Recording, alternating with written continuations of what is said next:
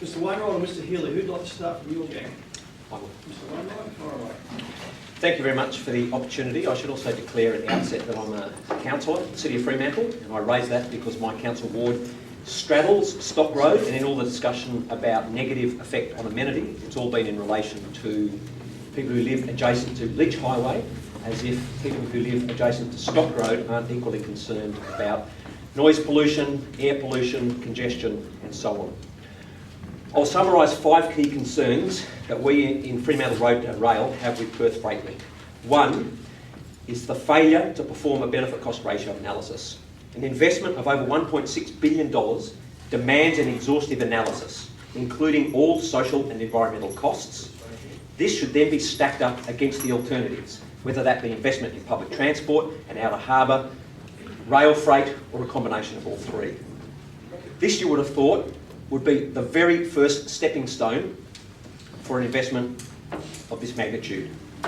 But we've seen nothing like that.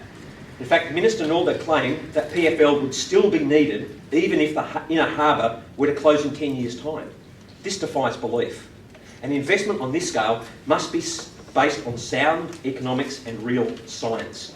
And for us, we find it utterly galling that over nearly $250,000 worth of taxpayers' money and counting has been spent on promotion of Perth Freight Link and snooping on activist and community organisations campaigning against it, yet we still haven't got a proper benefit cost ratio analysis. Secondly, the project's been featured with contradictory and unreliable information. The executive summary of the business case indicates that 500 trucks per day will be removed from Leach Highway by 2031. On June 25, Commissioner Waldock said that Main Roads estimated a 42% leakage of trucks away from the PFL. So will there even be a net reduction in truck movements on the other roads?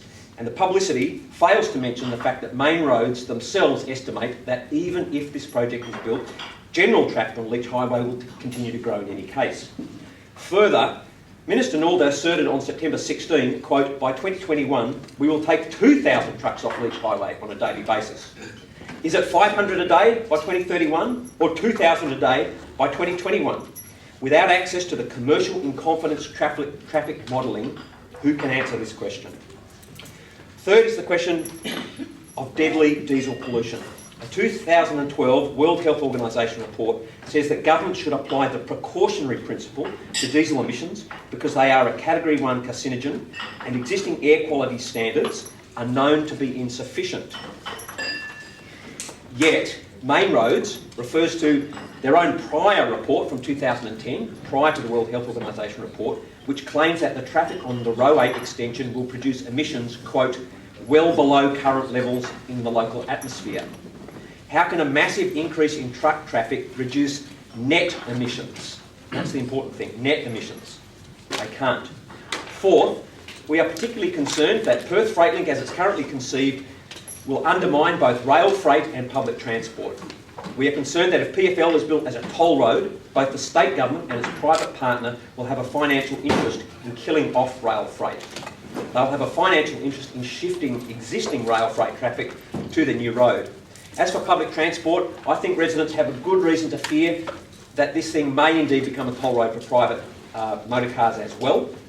In any case, investment in this project, we are certain, will come at the expense of investment in much needed public transport infrastructure. The point's been made already this morning that Main Road's own estimates are that at least 91% of vehicles on this freeway will be private motor vehicles. So at 8:15 in the morning, on a Monday morning, it will be bumper to bumper with private motor vehicles, not an expressway to the port.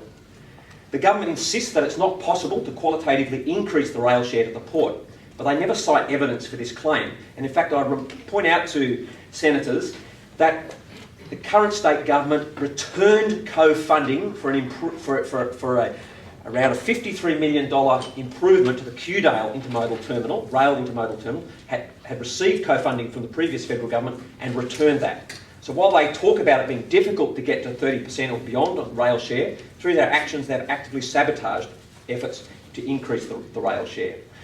What PFL would do is to embed in concrete, literally, the current freight distribution system and preempt the consideration of a gradual shift to a different model based on multiple intermodal hubs. And what we're advocating here in Road to Rail is the idea that you have shuttle trains taking containers to a number of intermodal hubs. At the moment we only have one, hopefully there's one in Kwinana on the way.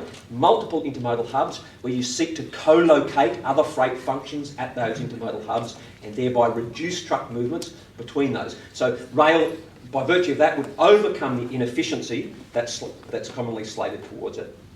Fifthly and finally is the question of greenhouse gas emissions. Although transport contributes to about a third of our emissions, it's the fastest growing greenhouse gas contributor.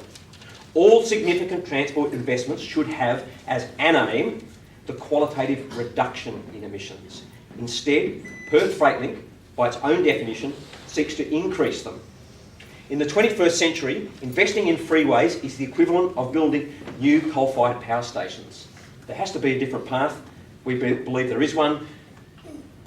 Options have already been put on the table. We thank you for your time.